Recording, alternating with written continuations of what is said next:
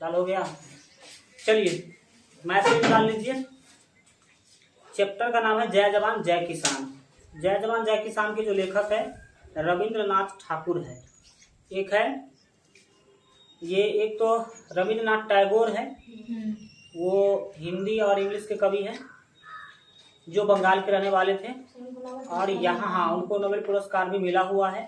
लेकिन ये रविंद्रनाथ ठाकुर वो वाले नहीं है, ये मैथिली के कवि हैं। ठीक है, वो टैगोर है और ये ठाकुर है। तो सबसे पहले तो लेखक के बारे में बात करेंगे, समझना शुरू कर दीजिए, लाइन पर उंगली दीजिए और चीजों को ध्यान से देखना शुरू कर दीजिए। मैथिली गीत के है ना जन गण धरी ल जाय वाला कवि में रविंद्रनाथ ठाकुर मुख्य छथि। यानी मैथिली गीत को अगर देखा जाए बहुत फेमस करवाने वाले, लोग तक पहुंचाने वाले, तो उसमें कौन है? रविंद्रनाथ ठाकुर मुख्य व्यक्ति हैं जिन्होंने मैथिली के गीतों को लोगों तक पहुंचाया था, सभी लोगों तक पहुंचाने का काम किया था। पूर्णिया जिला धमदाहा गांव में 7 अप्रैल 1936 का हिनक जन्म भेलनी। तो 7 अप्रैल 1936 जरूर याद रखेंगे और धमदाहा गांव भी जरूर याद रखेंगे। प्रारंभ में ई सरकारी है ना नौकरी कैलनी, क्योंकि आप सभी को पता है सरकारी नौकरी कितना महत्वपूर्ण होता है सभी के लिए। तो शुरू में तो सरकारी नौकरी की है, तुम चलिए बैठ जाइए वहां पर। मुदा कैलनी मुदा से छोड़ी पूर्णतः लेखन कार्य में लागी गेला। सरकारी नौकरी बाद में इन्होंने छोड़ दिया और लेखन कार्य में लग गए, यानी कि गीत और कविता लिखना शुरू कर दिए। मैथिली अकादमी पटनाक निदेशक रूप में महत्वपूर्ण कार्य कैलने छथि।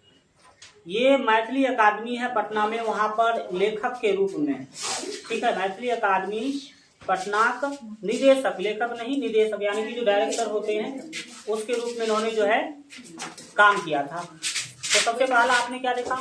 शांति बैठ जाइए। सबसे पहला आपने देखा कि सरकारी नौकरी की, सरकारी नौकरी छोड़ करके लेखन के कार्य में ये जुट गए, क्योंकि इनको लगा कि भाई इसी में मेरा अच्छा स्थिति हो सकता है। उसके बाद मैथिली अकादमी है पटना में, उसके डायरेक्टर यानी कि निदेशक के रूप में काम किए। और रविंद्रनाथ ठाकुर है ना स्वभाव स साहित्य संगीत कला संसारक लोक छथि। ये स्वभाव से ही साहित्य और संगीत और कला के क्षेत्र में देखे जाते हैं। गीतक माध्यम से मैथिली भाषा साहित्यक प्रचार प्रसार कैलने। मैथिली भाषा के प्रचार प्रसार के अगर बारे में बात किया जाए तो इन्होंने गीत के माध्यम से, किसके माध्यम से? गीत के माध्यम से मैथिली भाषा को बहुत ही आगे बढ़ाने का काम किया। बाल बच्चा, युवक युवती, आबूढ़ जवान सबके हिनक गीत नीक लगलेख। समझ सकते हैं आप बातों को। आज के जो कोई कवि या गायक होते हैं उसका गाना केवल एक पीढ़ी तक ही चल पाता है या कुछ दिनों तक ही चलता है, लेकिन इनका जो गाना होता था वो सब उम्र के लोगों को अच्छा लगता था। सुनी पढ़ी का लोग झूमी उठल। यही प्रकारक गीत संग्रह में है ना, ये गीत संग्रह का नाम आप बता रहे हैं, यानी कि समझ लीजिए गीत के किताब का नाम हम बताने जा रहा हैं। सुनु सुनु बहिना इसके गीत के किताब का नाम है। एक और है जहिना छी तहिना, ये भी एक किताब का नाम है। स्वतंत्रता अमर हो हमर, ये भी एक किताब का नाम है। और प्रगीत, सुगीत, रविंद्र पदावली आदि लोकप्रिय छथि। ये सारे किताब का नाम जरूर याद रखिएगा, पूछा जा सकता है आपको एग्जाम में कि रविंद्र पदावली किसने लिखा था। तो रविंद्रनाथ ठाकुर आप लगा के आएंगे। मैथिली में फिल्म बनवाक श्रेय हिनका छथि, यानी कि इन्होंने मैथिली में फिल्म भी बनाया था। श्रेय मतलब होता है जो क्रेडिट, यानी कि इन्होंने ऐसा काम किया था। ममता गायब गीत आइयो ऐतिहासिक उपलब्धि मानल जायत अछि। ममता गायब गीत जो है ये इन्हीं का रचना है और ये काफी फेमस माना जाता है आज के समय में भी। संप्रति मतलब आजकल दिल्ली में रही सुयोग फिल्म स इंडिया प्राइवेट लिमिटेड माध्यम स साहित्य आ कका के है ना, साहित्य आ कला के नव नव है ना, आयाम द रहल छथि। ये इनका मृत्यु अभी नहीं हुआ है, अभी दिल्ली में रह करके और साहित्य को और कला को नया नया आयाम दे रहे हैं, ये आप याद रखेंगे। अब हम बात करेंगे काव्य संदर्भ के बारे में। क्या अभी तक जिंदे ही हैं, इसमें मृत्यु का कहीं चर्चा नहीं किया गया है। आप देखे हैं कि नहीं कि संप्रति मतलब आजकल दिल्ली में रही, मतलब दिल्ली में रह करके सुयोग फिल्म इंडिया प्राइवेट लिमिटेड एक कंपनी है फिल्म बनाने वाली, माध्यम से साहित्य आ कला के नव नव आयाम द रहल छथि, मतलब हैं ये कला के क्षेत्र में काम कर रहे हैं अभी भी। ये 2011 के बारे में उस टाइम तक ये जिंदा थे, अब पता नहीं अब ये जिंदा होंगे कि नहीं, सो अभी कहना मुश्किल है। काव्य संदर्भ के बारे में बात करेंगे। काव्य संदर्भ का मतलब है कि इस कविता में क्या दिखाया गया है उसके बारे में बात करेंगे। वैसे तो चैप्टर के नाम से ही पता चलता जय जवान जय किसान, यानी कि जवान और किसान के बारे में बात किया गया होगा, तो अब ध्यान से सुनेंगे। प्रस्तुत कविता स्वतंत्रता अमर हो हमर नामक पोथी से लेल गेल अछि। ये जो कविता है, सबसे पहला क्वेश्चन यहाँ से बनता है प्रत्येक एग्जाम में कि ये कविता कहाँ से लिया गया है, तो किताब का नाम है स्वतंत्रता अमर हो हमर। इस किताब का आप जो है नाम याद रखेंगे। दूसरा बात है कि पोथीक नाम स्पष्ट अछि जे एही में राष्ट्र प्रेमक रचना संग्रहित अछि, यानी कि इस किताब के नाम से ही स्पष्ट होता है कि इस किताब में राष्ट्र प्रेम से संबंधित रचना, जैसे आप भक्ति गीत, जैसे राष्ट्रभक्ति देशभक्ति गीत कहते हैं ना, उस तरह का रचना इसमें लिखा गया होगा। सारा का सारा कविता या फिर गाना उसी तरीका का होगा। जय जवान जय किसान से हो राष्ट्रीय प्रेमक कविता थी, जो राष्ट्र प्रेम से संबंधित कविता है। भारत पर चीनी आक्रमण 1962 में भेल छल। आप याद रखेंगे कि 1962 में भारत पर चीनी आक्रमण हुआ था। तकरा बाद तत्कालीन प्रधानमंत्री लाल बहादुर शास्त्री यह नारा देन रहती। याद रखेंगे, जय जवान जय किसान का जो नारा है वो लाल बहादुर शास्त्री ने दिया, ठीक है। और ये कब दिया गया था? 1962 के चीन के युद्ध के टाइम पर। 1962 में जब चीन हमला कर दिया था, उसी टाइम पर लाल बहादुर शास्त्री ने नारा दिया था जय जवान जय किसान का। बोलिए नहीं, सुनिए ध्यान से। भारतक सेना आ किसान के हर जगैबाक लेल ई कविता लिखल गेल अछि। भारत के सेना और भारत के किसान को जगाने के लिए, उसको मोटिवेट करने के लिए, उसका बड़ाई करने के लिए कुछ इस तरह का काम इसमें किया गया है। यदि भारत सुरक्षित आ आत्मनिर्भर रहत तो एकरा पर कोनो आक्रमण निष्फल भ जायत। कभी कहते हैं कि अगर भारत सुरक्षित रहेगा, आत्मनिर्भर रहेगा, तो कोई भी आक्रमण करेगा तो वो सफल नहीं होगा, फेल हो जाएगा। तै सैनिक के आ कृषक के अपन अपन काज में है ना मौन से लागब अपेक्षित अछि, यानी कि मन से लगा रहना जरूरी है, ठीक है। हम यही इच्छा, अपेक्षित मतलब हम यही इच्छा करते हैं कि सैनिक और किसान अपने कामों में ध्यान लगाएंगे और सही तरीका से अपने अपने काम करेंगे। जिस तरह से जवान महत्वपूर्ण है देश के लिए, उसी तरह से किसान भी महत्वपूर्ण है, क्योंकि जवान देश का रक्षा करते हैं और किसान देश को भोजन देते हैं। अगर किसान ही नहीं होंगे तो भोजन आना संभव ही नहीं है। जय जवान जय किसान को तो आप पढ़ेंगे, लेकिन इससे पहले इस कविता के सारांश को देखते हैं। शॉर्टकट में पहले अपने भाषा में समझने का कोशिश करते हैं, तो ध्यान लगाइएगा, आप सुनिए केवल ध्यान से। ये चीज बुक में आपको नहीं दिया गया है, तो पूरा का पूरा फोकस सुनने पर लगाइए। प्रस्तुत कविता में कवि किसान वीरता, साहस, धैर्य, उत्साह आदि बखान कैलनी अछि। बखान मतलब उसके बारे में बताए हैं, उसके बारे में चर्चा किए हैं। किसान के वीरता के बारे में, साहस के बारे में, धैर्य के बारे में और उत्साह के बारे में। कवि कहैत छथि जे जवान हमरा देशक रक्षा करैत अछि, तैं हम कृषक वर्ग ई दायित्व बनैत अछि जे हम सब है ना जान पर खेली अन्न उपजाय क ओही भारतक वीरक लेल देबैक। इसमें यह बताया गया कि जवान जो है वो सीमा पर हमारा सुरक्षा करते हैं, इसीलिए किसान का यह फर्ज होता है कि आप जान पर खेल कर भी अन्न उपजाइए और जो सेना है वो बॉर्डर पर सीमा पर उसको भेजिए, क्योंकि वो खाएगा तब तो काम करेगा। इसके बाद हैं पहिने जवानक जय कहू तखन पुनः किसानक जय। पहले जवान का जय होगा, फिर किसान का जय होगा। आप फिर भारत माता का जय, और फिर भारत माता का जय बोलेंगे। एग्जाम में यह क्वेश्चन पूछा गया, इस पहले किसका जय, फिर किसका और फिर किसका। ठीक है, तो सबसे पहले जवान की जय, फिर किसान की जय और फिर भारत माता की जय।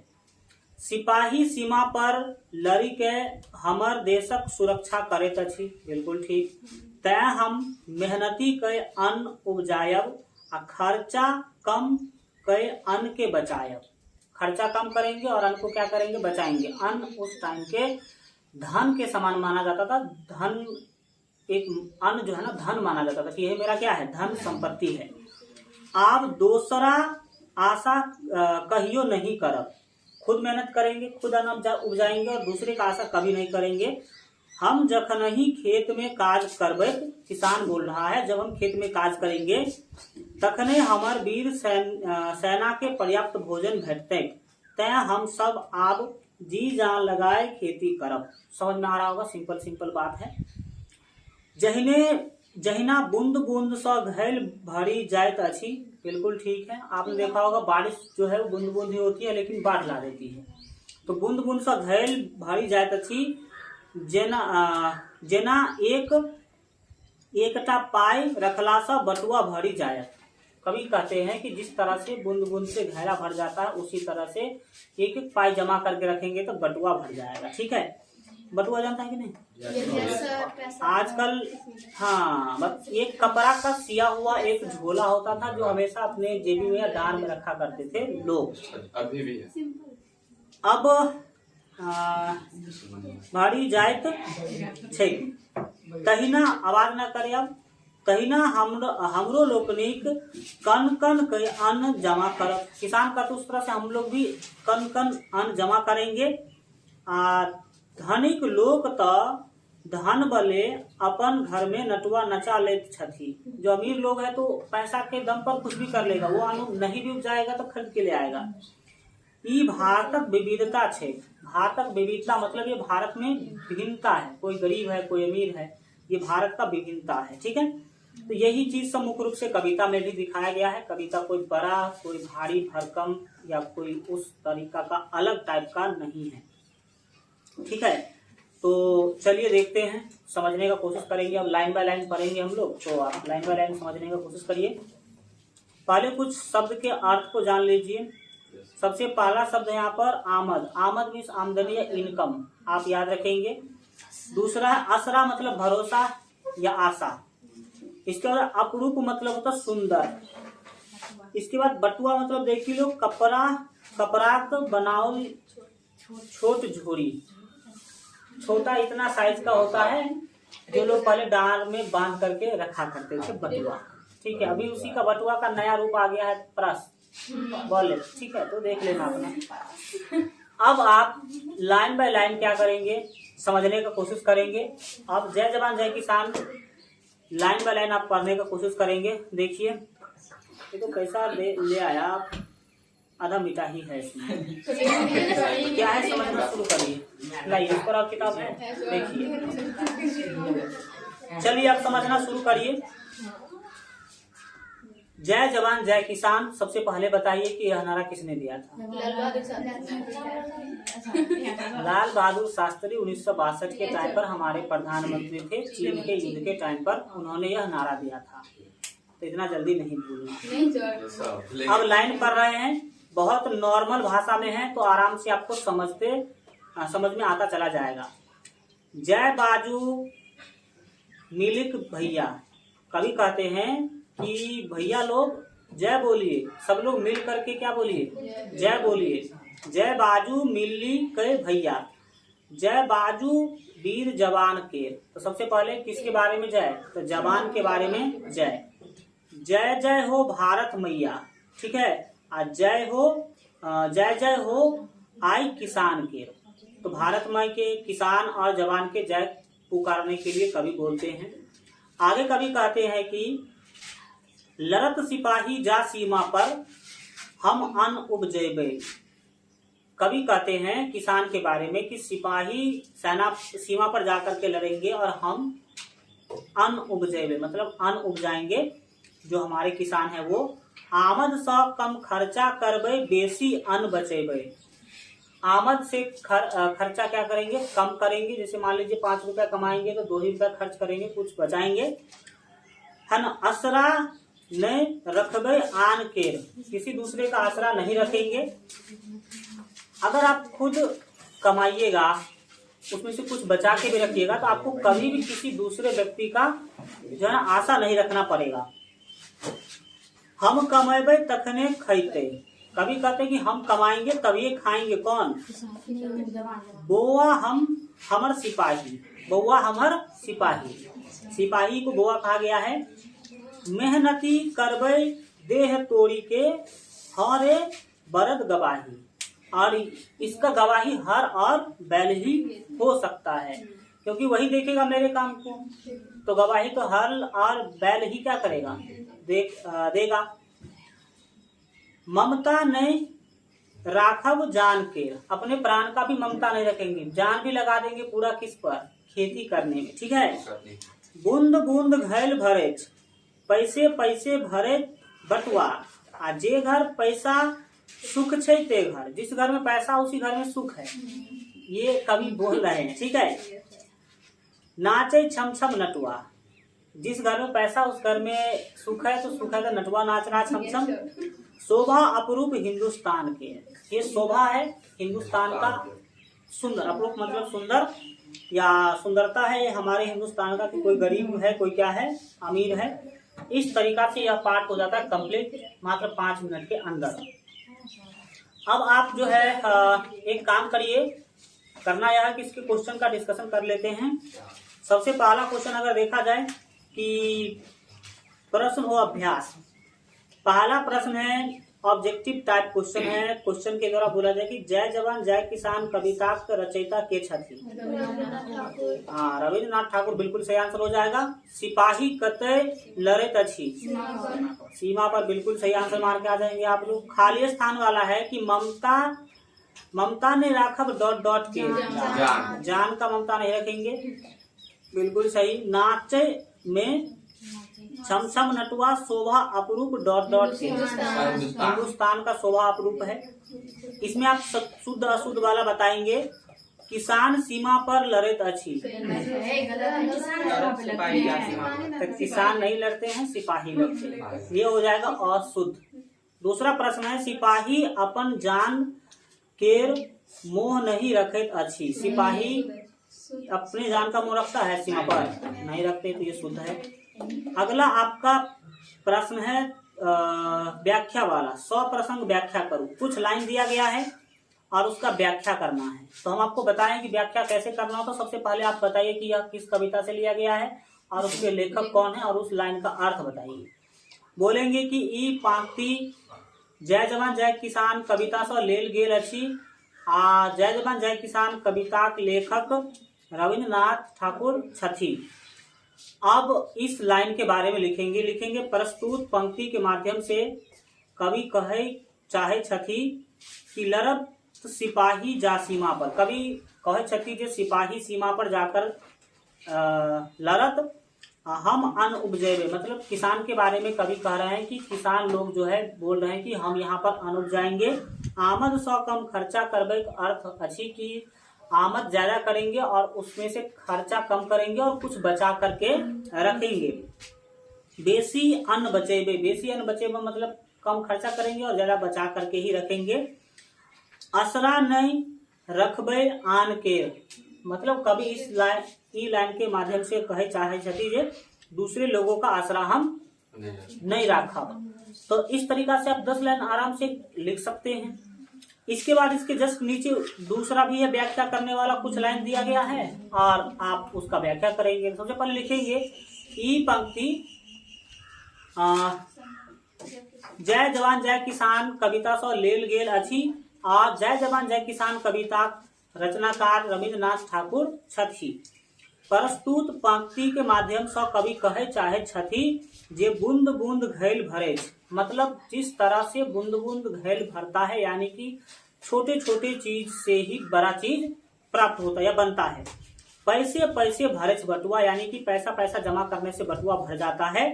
जे घर पैसा सुख छे ते घर, कवि कहे चाहे छथि कि जिस घर में जे घर में पैसा अच्छी वही घर में सुख अच्छी। नाचे छम छम नटुआ, यानी कि जो अमीर लोग हैं वो पैसा के दम पर तो नटुआ भी नचा लेते हैं। शोभा अपरूप हिंदुस्तान के, यही हमारे हिंदुस्तान का सुंदरता है। इस तरह से आप व्याख्या कर देंगे। लघु उत्तरीय प्रश्न है कुछ, उसका उत्तर दीजिए। जवान की करेत छथि, तो बोलेंगे जवान सीमा पर लड़ेत अछि या सीमा की रक्षा करेत अछि। किसान की काज अछि, किसानक की काज अछि, तो खेती करब किसानक काज अछि। कवि ककर जयकार करेत अछि, तो जवानक जय हो, किसानक जय हो और भारत माता का जय हो, ये करते हैं। कौन व्यक्ति प्रसन्न रहत छथि, तो आपको पता है जे व्यक्ति सामर्थ्यवान अच्छी वो प्रसन्न रहते हैं। मतलब अमीर लोग क्या रहते हैं, खुश रहते हैं। अमीर लोग क्या रहते हैं, खुश रहते हैं। दीर्घ उत्तरीय प्रश्न है एक दो, उसका भी आप जवाब सुनने का कोशिश करेंगे। पहला क्वेश्चन है कि देशक विकास में जवान और किसानक योगदान उल्लेख करो। तो पूरा आप लिख देंगे कविता के भावार्थ को। बोलेंगे देशक विकास में जवान और किसानक महत्वपूर्ण भूमिका अछि। आय हम चैन सुख से अपन घर में रह रहल अछि, यह कारण क्यों किया कि जवान हमर सीमा पर दिन रात जागी क सीमा की सुरक्षा करी रहल अछि। अगर वो वहां से हटी जाए तो अनेकों दुश्मनक आक्रमण हमरा देश पर भ जायत। अतः हम कह सकै छी जे जवान हमर बहुत महत्वपूर्ण अछि। आ दोसर जे हम जे अन्न खा रहल छी वो किसान द्वारा उपजायल जाइत अछि। तो हम इहो कह सकै छी कि बिना किसान के हम नहीं जीवित रह सकै छी। अतः किसान भी हमरा लेल बहुत महत्वपूर्ण छथि। मतलब 5-10 लाइन से हो जाएगा कि नहीं हो जाएगा, लिख देंगे आप। अगला, जय जवान जय किसान कविता का भाव स्पष्ट करो। तो पूरा भाव स्पष्ट करवे किए हैं आप। इस कविता के बारे में जो भी जानते होंगे पूरा आपको एग्जाम में लिख के आ जाना है, करना रहा है। पहले के शुरू के 2-3 लाइन में आपको कवि के बारे में 2-3 बात बता देना है और उसके बाद कविता के सारे चीजों को लिख देना आपको, ठीक है। इसके बाद गतिविधि जो हम लोग करेंगे नहीं, गतिविधि यहाँ पर हम लोग नहीं करेंगे, वो नहीं होता है। कोशिश करते हैं एक चैप्टर और पढ़ने का, देखते हैं क्या चैप्टर है पहले तब तो।